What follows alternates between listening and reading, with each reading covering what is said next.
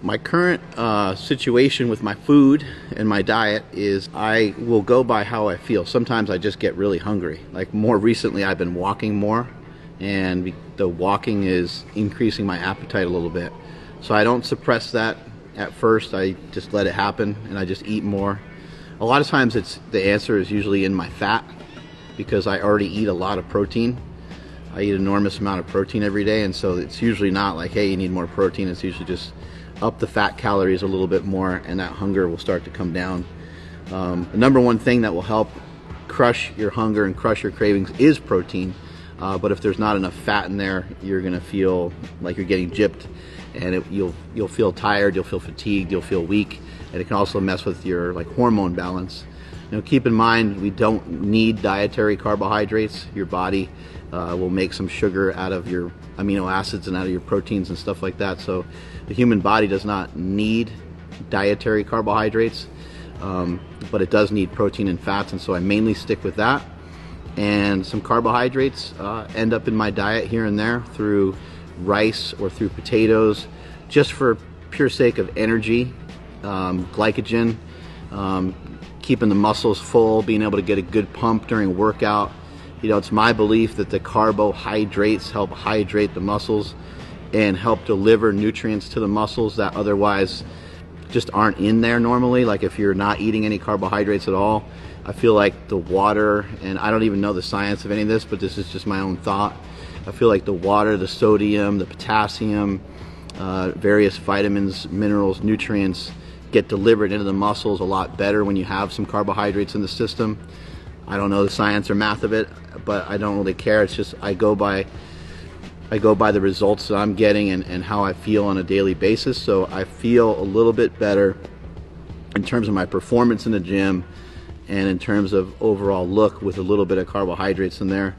I would say I don't count anything, so sometimes that's hard for me to give advice on, but if I had to guess, I'm somewhere between 75 to maybe 150 carbs in a given day. On a really high day, like yesterday where I ate some sushi, I might be at 200 or 250 in terms of carbs. In terms of protein, always in the 300 to 400 range, and then fats, they just sort of fall wherever they may through eating meat. And I don't really have any record or have any idea of how much fat, but I can feel the fat. I can feel it when I don't eat enough fat. I start to get hungry. My performance in the gym drops a little bit, and sometimes I'll just add some olive oil or avocado oil, or eat an avocado, or eat some olives, eat some ground beef, things like that to kind of up those fat calories. Maybe throw in some cheese. My diet consists of meat, and the various meats that I eat cow, bison, pig, chicken, turkey, fish, whitefish, salmon, eggs. I eat eggs quite a bit. I probably have at least like 4 or 5 eggs every single day. I leave the yolks raw, just something that I've kind of grown accustomed to. I cook the egg whites. I usually add egg whites to it to kind of augment the meal and keep the protein a little higher. Something else that's in the diet is protein shakes, protein powder. I use Slingshot Protein and Keto Pro. I utilize protein to help leverage myself in a position where I'm not as hungry as I otherwise would be if I didn't eat that amount of protein. What I've been doing with the protein shakes is also I've been utilizing them to augment the meals as well. And this could be done, anyone can do this regardless of the style of diet that you're on. If you were to have a protein shake with most of your meals throughout the day, the average American eats like about 12% protein, which is not good. We need a lot more than that, probably need at least double that.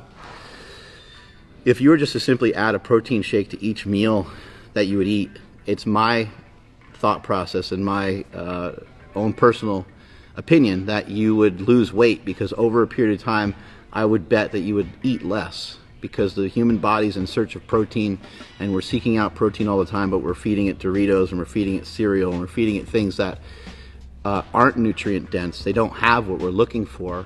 And a lot of people that are heavy, a lot of people that are obese are actually nutrient deficient. You would figure that they would have a surplus of nutrients, but they don't. They have a surplus of energy. They've taken in too much fat and they've taken in too much carbohydrate with too little amount of protein. And so that's why they're always hungry, or you're always hungry, depending on how you look at it, right? So that's my current food. This is how it's done right here, post-workout. I got a Slingshot protein shake right here, vanilla, with a little bit more of those aminos that I showed you guys earlier, the EAAs, anabolic IV. And then right here I have 2 Icon meals. I got chicken breast in here and shrimp, and there's some brown rice. You can see the broccoli and you can see the green beans. I'll do that, and then I'm gonna go right out that door. I'm gonna walk I don't know, like 40 minutes or so, maybe a little longer, because I don't have anywhere to be after that, which is rare. So I might just keep walking for a long time. And I always get my walks in before the workouts, and so that can be something that can help you guys. You hear me talking all the time about getting in those 3 walks a day, 3 10-minute walks a day. Part of the reason is because you'll probably talk yourself into doing more than 10 minutes, but I want you to take that low-hanging fruit, take what's in front of you, take the easy stuff. And if you only have 10 minutes, then that's great, but more than likely you're probably going to walk for 15 minutes, 20 minutes, something like that. And you'll be able to build consistency with these things that are simple and easy to do. You'll be able to do them day in and day out. And if you do it before and after your workout, if you're already lifting, there's 2 10-minute walks right down the old tubes, right? And if you're in an area where it's snowing and it's cold and whatever, do it at the gym. You know, just get on a treadmill. Good enough. Not the same as getting outside, but good enough. Strength is never a weakness. Weakness is never a strength. Catch you guys later.